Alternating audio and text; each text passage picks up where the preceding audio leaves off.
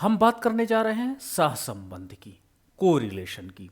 तो कोरिलेशन का मतलब जिसे हम लोग हिंदी में सहसंबंध को बोलते हैं, और सहसंबंध की जो डिफिनीशन होती है, combining the relationship between two और मोर वेरिएबल।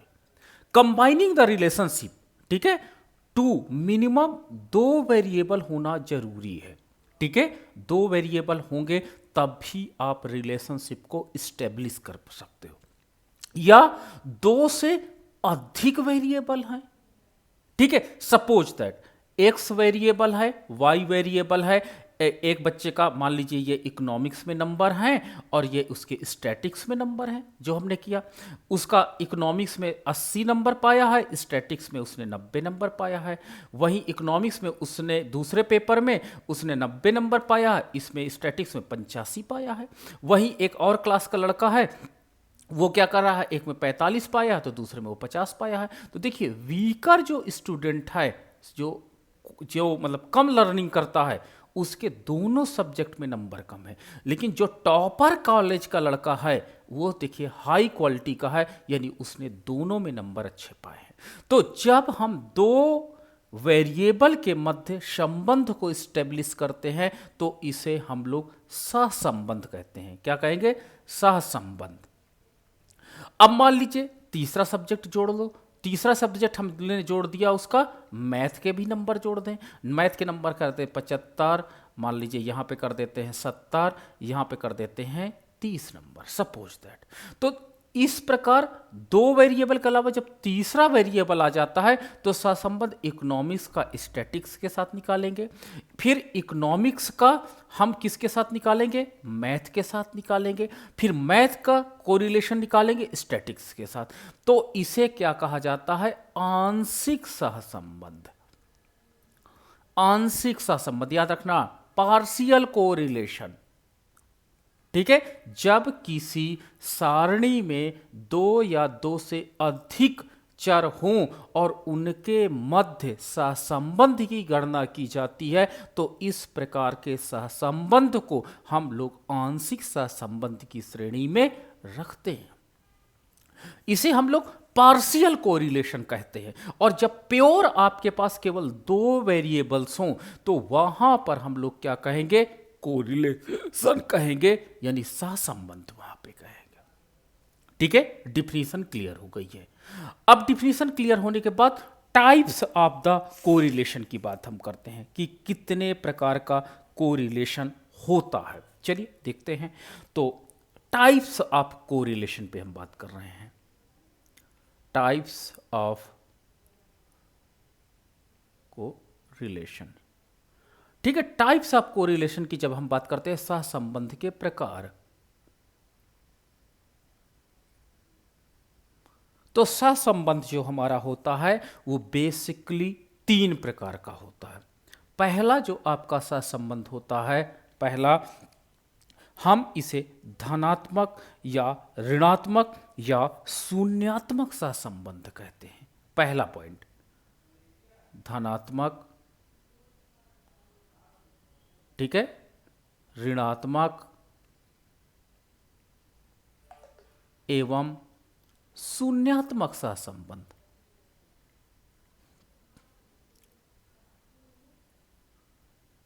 ठीक है। धनात्मक सहसंबंध क्या होता है? जब एक वेरिएबल का मान बढ़े और उसके साथ ही साथ दूसरे वेरिएबल का मान बढ़े, या एक वेरिएबल का मान घटे उसके साथ ही साथ दूसरे वेरिएबल का मान घटे, तो इस प्रकार के सहसंबंध को हम धनात्मक सहसंबंध कहते हैं, ठीक है। यानी एक चर का मान जिस दिशा में हो उसी दिशा में अनदर चर का भी मान पाया जाए, या दूसरे वेरिएबल का मान यदि घट रहा है तो दूसरा अनदर वेरिएबल का भी मान घटे, तो इस प्रकार के सहसंबंध को हम लोग धनात्मक सहसंबंध कहते हैं। और धनात्मक सहसंबंध का अगर हम ग्राफिकल रिप्रेजेंटेशन करते हैं तो ग्राफिकल रिप्रेजेंटेशन में ये पॉजिटिव स्लोप वाला पाया जाता है, धनात्मक ढाल वाला पाया जाता है। धनात्मक ढाल वाले का तात्पर्य होता है O X and O Y. धनात्मक ढाल का मतलब होता है कि देखो x का मान अगर x1 है तो y का मान कितना हो जाता है, y का मान आपका y1 है। x का मान देखो आपका बढ़ करके x2 हो जाता है तो उसके परिणाम स्वरूप y का मान भी बढ़ करके y2 हो जाता है। इसी प्रकार x3 का मान बढ़ करके बढ़ जाता है और उसके परिणाम स्वरूप y का भी मान बढ़ जाता है। तो इस प्रकार के सहसंबंध को हम लोग धनात्मक सहसंबंध की श्रेणी के अंतर्गत रखते हैं। ठीक है, जैसे एक किसान है, उसका गेहूं का उत्पादन बहुत अच्छा हुआ, गेहूं के उत्पादन के साथ साथ उसके चावल का उत्पादन उस साल बहुत अच्छा हुआ, तो हम क्या कहेंगे, धनात्मक सहसंबंध है। लेकिन मान लीजिए किसी कारण से गेहूं का उत्पादन अच्छा हो लेकिन चने का उत्पादन कम हो, सरसों का उत्पादन कम हो, तो हम क्या कहेंगे, that have the negative correlation, कि एक आपके ग्रेन्स का मान बढ़ रहा है जबकि अनदर ग्रेन्स की प्रोडक्टिविटी पहले से डिक्लाइन कर रही है। तो ये इस प्रकार के रिलेशनशिप को हम लोग क्या करते हैं, ऋणात्मक सहसंबंध के अंतर्गत कैलकुलेट करते हैं। ठीक है, तो ऋणात्मक के अंतर्गत आपके एक चर का मान हमको बढ़ता दिखाई पड़ता है तो अनदर चर का मान घटता दिखाई पड़ता है। वहीं अनदर चर का मान जब बढ़ता है तो प्रथम चर का मान घटता दिखाई पड़ता है। तो इस प्रकार का अगर हमको कोई रिलेशनशिप दिखाई पड़ता है तो हम इस प्रकार के रिलेशनशिप को क्या कहेंगे, ऋणात्मक सहसंबंध की श्रेणी में रखेंगे। और इसका जब हम ग्राफिकल रिप्रेजेंटेशन करते हैं तो ग्राफिकल रिप्रेजेंटेशन के अंतर्गत आपका OX आधार अक्ष पर तथा OY लंब अक्ष पर होता है और X का मान बढ़ता है और Y का मान घटता है। तो इस प्रकार की जो सहसंबंध की रेखा होती है वो कुछ ऐसा मिलता है, x1 का मान ये है, y1 का मान यहाँ पर है। जब x1 का मान बढ़ करके क्या हो जाता है, x2 हो जाता है तो y ये आपका देखिए x का मान बढ़ा तो y का मान घटा, फिर x का मान पुनः बढ़ा लेकिन y का मान पुनः घटा। तो इस प्रकार का रिलेशनशिप पाया जाता है। जो इस प्रकार का सहसंबंध होता है वो हमें क्या मिलता है, निगेटिव ढाल वाला मिलता है। ठीक है, अब बात आती है जो धनात्मक ढाल वाला सहसंबंध होता है, इसका आंसर 0 से लेकर के 1 के मध्य सारी वैल्यू धनात्मक कंटेंट करेगी, धनात्मक रखेगी, इस प्रकार के कोरिलेशन के अंतर्गत। वहीं जो ऋणात्मक कोरिलेशन है इसमें 0 से लेकर के 1 के बीच में आंसर आएगा लेकिन सारी वैल्यू क्या कंटेन करेगी, निगेटिव का सिंबल अपने साथ रखेगी। ठीक है, यानी सब में माइनस लगा होगा। तो आप समझ जाओगे कि ये जो आपके पास कोरिलेशन है that have the negative value, अर्थात ऋणात्मक मान के साथ है। और ऋणात्मक मान का मतलब ये होता है कि इसमें एक वेरिएबल का मान बढ़ता है तो दूसरे वेरिएबल का मान घटता है। और तीसरा मैंने आपके साथ सहसंबंध की जब बात किया, शून्यात्मक सहसंबंध की बात करता हूं तो शून्यात्मक सहसंबंध वो होता है दैट इज कॉल्ड शून्यात्मक सहसंबंध। शून्यात्मक सहसंबंध, शून्यात्मक सहसंबंध वो सहसंबंध होता है जब किसी एक चर का मान बढ़ता है और दूसरे चर पर कोई प्रभाव या कोई परिवर्तन नहीं दिखाई पड़ता है। एक चर का मान चाहे बढ़े चाहे घटे, दूसरा चर जो आपका y है उसमें कोई परिवर्तन नहीं पाया जाए, कोई परिवर्तन नहीं पाया जाए। तो जब कोई परिवर्तन नहीं होता है तो इस प्रकार के कोरिलेशन को हम लोग जीरो कोरिलेशन की श्रेणी में रखते हैं और इसका आंसर प्रत्येक दशा में 0 होता है। ठीक है, इसमें कोई प्लस माइनस नहीं होता, 0 means 0, that have no correlation between both variable या एमंग द वेरिएबल्स। चाहे 2 वेरिएबल की बात करिए चाहे बहुत ज़्यादा वेरिएबल हों, लेकिन इन वेरिएबल्स के मध्य कोई किसी प्रकार का रिलेशनशिप नहीं पाया जाता है। अर्थात इसका अगर मैं डायग्राम की बात करता हूं तो ये जो डायग्राम होता है ये अधिकतर क्या होता है, या तो आधार अक्ष के समानांतर होता है या तो लंब अक्ष के समानांतर पाया जाता है। यानी ये बताता है अगर आपका जो लाइन है वो एक्स अक्ष या वाई अक्ष के समानांतर पाई जाएगी तो इट मीन्स होता है that have the zero correlation between both और एमंग द वेरिएबल्स। ओके। तो ये मैंने 3 प्रकार का पहला टाइप है, मैंने पहले टाइप के अंतर्गत 3 प्रकार के कोरिलेशंस की हम लोग बात करते हैं। ये थ्योरेटिकल आता है, बहुत ज़्यादा पॉपुलर क्वेश्चन है कि धनात्मक कोरिलेशन क्या है, ऋणात्मक कोरिलेशन क्या है एंड शून्यात्मक कोरिलेशन क्या है। तो ये इम्पैक्ट की स्टडी करते हैं। अब दूसरी कैटेगरी के अंतर्गत जब हम बात करते हैं, इसी में दूसरी कैटेगरी के अंतर्गत होता है, दूसरा पॉइंट है, मैंने टाइप्स ऑफ कोरिलेशन में पहले टाइप्स की बात किया और पहले टाइप्स के अंतर्गत भी 3 प्रकार की कोरिलेशन थे। इसको मैं ए कह सकता हूं, इसको बी कह सकता हूं, इसको सी कह सकता हूं। अब हम दूसरा क्या कहते हैं, सरल तथा आंशिक अथवा बहुगुणी संबंध। दूसरे के अंतर्गत सरल सहसंबंध अगला पॉइंट है, दूसरा पॉइंट है, इसको कहते हैं सरल सहसंबंध कॉमा आंशिक या बहुगुणी सहसंबंध। सरल सहसंबंध, सिंपल कोरिलेशन। सिंपल कोरिलेशन वो कोरिलेशन होता है जिसके अंतर्गत मात्र 2 वेरिएबल होते हैं। जब 2 ही वेरिएबल होते हैं तो इस प्रकार के सहसंबंध को सरल सहसंबंध की श्रेणी रखते हैं। ठीक है, यानी सरल सहसंबंध का जब डिफिनीशन पूछा जाए तो आपको स्पष्ट बताना है कि सरल सहसंबंध के अंतर्गत जब हम अर्थव्यवस्था में 2 वैल्यूज के बीच में कोरिलेशन की गणना करते हैं तो इस प्रकार के सहसंबंध को हम लोग सरल सहसंबंध के अंतर्गत रखते हैं। ठीक है, लेकिन आपके पास क्या होता है दूसरा, आंशिक या बहुगुणी। आंशिक तथा बहुगुणी सहसंबंध वो होता है जब आपके साथ जब हम कंपेयर करते हैं तो 2 से अधिक वेरिएबल पाए जाते हैं। ठीक है, x वेरिएबल होता है, y वेरिएबल होता है, z वेरिएबल होता है। तो देखो एक साथ तो आप सबका नहीं निकाल सकते हैं कोरिलेशन, तो हमको निकालना तो 2 होगा। तो जब हम x का y के साथ निकालते हैं तो x क्या था, कोरिलेशन बिटवीन या कोरिलेशन x ऑन y। ठीक है, दैट इज, तो इसमें कोरिलेशन ना लिख करके पार्शियल कोरिलेशन लिखेंगे। पार्शियल का मतलब यहां पे हो जाएगा कि वहां पर स्टैटिस्टिशियन समझ रहा है कि और भी कोई वेरिएबल है, बट स्टूडेंट ने केवल x और y के बीच में अभी कोरिलेशन निकाला है। ठीक है, तो अगर आपने वहां पे मेंशन किया कि पार्शियल कोरिलेशन बिटवीन, किसके बीच में, पार्शियल कोरिलेशन x तथा y के मध्य अगर आप कैलकुलेट करते हो तो इसका मतलब यह होगा कि एक वेरिएबल या अनदर वेरिएबल और उपलब्ध है। अगर आपने लिखा partial correlation between y and z तो इसका मतलब क्या हुआ, पार्शियल शब्द यही बता रहा है कि अनदर वेरिएबल भी उनके डेटा सेट में उपलब्ध है जिसको आगे या कहीं और एक्सप्लेन किया गया होगा। या partial correlation between x and z, इसका मतलब होता है कि और वेरिएबल। तो पार्शियल शब्द का प्रयोग करते ही आपको समझ में, देखो पार्शियल के अंतर्गत निकाला तो कोरिलेशन 2 के मध्य जाता है, लेकिन पार्शियल ये बताता है कि अनदर वेरिएबल भी उपलब्ध हैं।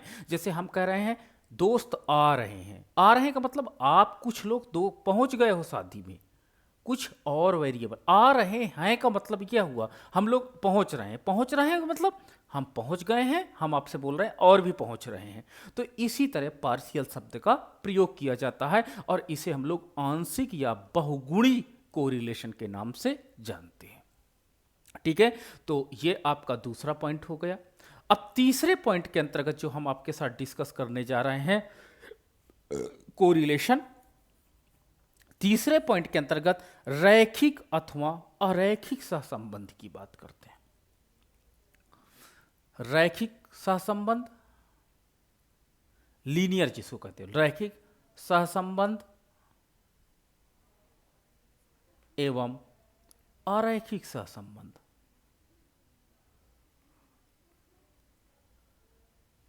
रैखिक सहसंबंध एवं अरैखिक सहसंबंध, बहुत केयरफुली इस टॉपिक को देखिएगा। रैखिक सहसंबंध किसे कहते हैं तथा अरैखिक सहसंबंध क्या कहते हैं, बहुत क्लियरली इसमें होता है। रैखिक सहसंबंध के अंतर्गत एक्स चर में परिवर्तन जो होता है उसके साथ ही साथ वाई चर में जो परिवर्तन होता है एक आनुपातिक परिवर्तन होता है। आनुपातिक परिवर्तन दिखाई पड़ता है, चाहे y में परिवर्तन हो और उसके रिस्पेक्ट में x में जो परिवर्तन दिखाई पड़ेगा वो अनुपातिक होता है। जैसे अगर x की वैल्यू 20% बढ़ रही है तो y की वैल्यू 10% बढ़ रही है। देखो दोनों वैल्यूज बढ़ रही हैं तो अनुपात देखो फिक्स है, अनुपातिक है। यहां पर लीनियर कोरिलेशन होगा। जब एक वेरिएबल में परिवर्तन के परिणाम स्वरूप दूसरे वेरिएबल में परिवर्तन एक निश्चित अनुपात में होता है तो इस प्रकार के सहसंबंध को हम रैखिक सहसंबंध के अंतर्गत रखेंगे। ठीक है, यानी अनुपातिक परिवर्तन, जैसे एक आपका दोस्त है, आप हो, आप 2 कदम चलते हो, वो 1 कदम चलता है। आप 2 कदम चलते हो, देखो दोनों बढ़ रहे हो, एक के बढ़ने की स्पीड तेज है, वो 2 कदम बढ़ता है, आपका दोस्त 1 कदम बढ़ता है, दोनों वेरिएबल आगे की ओर बढ़ रहे हैं, तो हम क्या कहेंगे? धनात्मक सहसंबंध है। बट आप दुगनी स्पीड से चल रहे हो, आपका दोस्त आधी स्पीड से चल रहा, ये रेशियो फिक्स है, तो हम इसे धनात्मक रैखिक सहसंबंध के अंतर्गत कैलकुलेट करेंगे। ठीक है, तो भले एक की स्पीड कम है, दूसरे की स्पीड ज्यादा है, लेकिन रेशियो फिक्स है, अनुपात फिक्स है, प्रोपोर्शनेट फिक्स है, इसलिए इस प्रकार के सहसंबंध को हम रैखिक सहसंबंध कहते हैं। और रैखिक सहसंबंध को जब हम प्लॉट करते हैं ग्राफिकल, तो हमारे पास क्या होता है? या तो धनात्मक रेखा एक सीधी रेखा प्राप्त होती है या एक ऋणात्मक रेखा सीधी रेखा प्राप्त होती है। तो रैखिक सहसंबंध के अंतर्गत हरदम हमको एक सीधी रेखा ही प्राप्त होगी, तभी हम कहेंगे कि ये आपका जो सहसंबंध है वो रैखिक है। लेकिन रैखिक सहसंबंध धनात्मक भी होता है, ऋणात्मक भी होता है, लेकिन एक चर में परिवर्तन के साथ दूसरे चर में परिवर्तन की दर एक निश्चित होती है। ठीक है, यानी इसमें परिवर्तन की दर स्थिर होती है, परिवर्तन की दर स्थिर पाई जाती है। ठीक है, चेंज रेट इज कांस्टेंट। जब भी आपको चेंज रेट कांस्टेंट दिखाई पड़े, समझ जाना कि ये जो कोरिलेशन है वो रैखिक सहसंबंध को रिप्रेजेंट कर रहा है। अब बात आती है अरैखिक सहसंबंध में। अरैखिक सहसंबंध क्या होता है? ये भी धनात्मक और ऋणात्मक होता है, लेकिन x में परिवर्तन के बाद y में जो परिवर्तन दिखाई पड़ता है वो अननुपातिक होता है, यानी गैर अनुपातिक पाया जाता है। गैर अनुपातिक पाया जाता है। गैर अनुपातिक का मतलब होता है अगर x की बढ़ने की स्पीड 10% है तो y की बढ़ने की स्पीड कितनी है? 5% है। फिर 10, मान लो 10% फिर से बढ़ा x, तो ये आपकी 2% बढ़ा, फिर ये 10% बढ़ा तो ये अब 6% बढ़ गया। देखिए स्पीड इसकी कांस्टेंट नहीं है, x बढ़ रहा है, y भी बढ़ रहा है। ठीक है, नो डाउट बढ़ रहा है। ठीक है, यहां पर मैंने घटता हुआ दिखा दिया, यहां पर आप बढ़ते हुए दिखा सकते हो, आप इसको 5.1 कर सकते हो। ठीक है, देखो यहां पर x का मान 10% है, यहां पे मान लो 11 हो गया, यहां पर 12 हो गया, x एक निश्चित रेट से बढ़ रहा, बट y की बढ़ने की स्पीड क्या है? अनुपातिक नहीं है, यानी जो आपका y में वृद्धि है, परिवर्तन की दर है, वो स्थिर नहीं होती है। परिवर्तन की दर स्थिर नहीं पाई जाती, स्थिर नहीं पाई जाती। तो जब आपके परिवर्तन की दर स्थिर नहीं पाई जाती तो इस प्रकार के कोरिलेशन को हम लोग अरैखिक कोरिलेशन के अंतर्गत रखते हैं। अब यहां पर क्या कहेंगे? धनात्मक अरैखिक कोरिलेशन। लेकिन अगर मान लीजिए x का मान बढ़े और y का मान रैंडमली नीचे की ओर गिरे, लेकिन रैंडमली कभी 2% की स्पीड से, कभी 20% की स्पीड से, कभी 10% की स्पीड से, तो एक का मान बढ़े और दूसरे का मान रैंडमली कोई भी नंबर के साथ गिरे, तो इस प्रकार के सहसंबंध को भी हम ऋणात्मक अरैखिक सहसंबंध की श्रेणी के अंतर्गत रखेंगे। ठीक है। और इस प्रकार का जो ग्राफ होता है, ये ग्राफ हमको क्या होता है, कर्व के आकार का मिलता है। कर्व का आकार ये ऐसे भी हो सकता है। ठीक है, देखो अरैखिक धनात्मक है, धनात्मक अरैखिक सहसंबंध। ठीक है, इट में भी पॉसिबल ऐसे हो सकता है। तो ये आपका दोनों धनात्मक है लेकिन अरैखिक है, लीनियर नहीं है। ये या ऐसे हो सकता है या ऐसे हो सकता है। तो इतने प्रकार का आपका 3 प्रकार का कोरिलेशन पाया जाता है। और एग्जाम में अगर आपका थ्योरेटिकल क्वेश्चन आता तो ये एग्जाम में कंफर्म क्वेश्चन है कि what do you understand by correlation and how many types is the correlation. Correlation यानी सहसंबंध से आप क्या समझते हो तथा ये कितने प्रकार का होता है, विस्तृत विवेचना कीजिए। तो आपको इस तरह का टाइप्स ऑफ कोरिलेशन को तीनों प्रकार के, जो 3 प्रकार का कोरिलेशन है, मैंने तीनों प्रकार का कोरिलेशन आपको बताया और उसके भी सब डिवीजन मैंने आपके साथ डिस्कस किए। ठीक है, मुझे लगता है एक लॉन्ग क्वेश्चन अच्छे से विथ ग्राफ विथ एग्जाम्पल आराम से आप एक्सप्लेन एग्जाम में कर सकते हो। चलो अब आगे आते हैं कि मैंने आपके साथ अभी डिस्कस किया एक क्वेश्चन था सहसंबंध से आप क्या समझते हो तथा यह कितने प्रकार का होता है, उपयुक्त रेखा चित्र के माध्यम से स्पष्ट कीजिए तो आप आसानी से इसको एक्सप्लेन कर सकते हो, कोई प्रॉब्लम नहीं है। अब आती है बात कि सहसंबंध का जो परिणाम होता है, परिमाण होता है, जो आपका मैग्नीट्यूड होता है, ठीक है, डिग्रीज होती हैं, उनको बताइए। ठीक है, तो चलिए डिग्रीज की हम बात करते हैं कि आपका यहां पर सहसंबंध का परिमाण ले लेते हैं।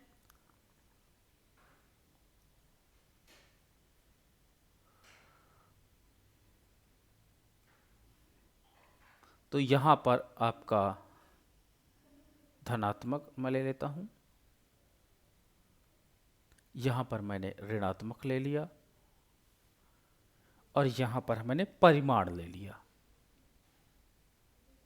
परिमाण ले लिया। पहला पॉइंट आता है पूर्ण सहसंबंध। पूर्ण सहसंबंध, पूर्ण सहसंबंध अगर आपकी वैल्यू धनात्मक 1 है तो आप क्या कहोगे, धनात्मक पूर्ण सहसंबंध। अगर आपके क्वेश्चन का आंसर 1 आ जाता धनात्मक तो आप क्या लिखोगे, धनात्मक पूर्ण सहसंबंध। आंसर का रिजल्ट लिखना पड़ेगा। लेकिन अगर आपका -1 आता है तो आप क्या लिखोगे, ऋणात्मक पूर्ण सहसंबंध।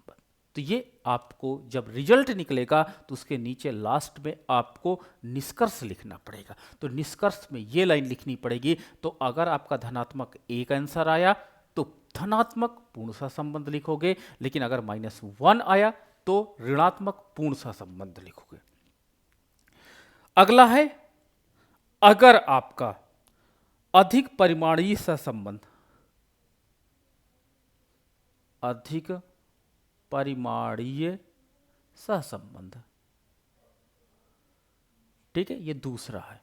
अगर आपका आंसर 0.9 से लेकर के 1 के बीच में हो धनात्मक वैल्यू के साथ, यानी आपका अगर आंसर 0.91 है, ठीक है, तो आप लिखोगे उच्च या अधिक धनात्मक सहसंबंध। उच्च धनात्मक सहसंबंध की श्रेणी में आप लिखोगे अधिक परिमाण, वेरी हाई। इसको इंग्लिश में लिखो तो थोड़ा सा ज्यादा अच्छा लगेगा। तो इसको हम क्या लिखेंगे, वेरी हाई।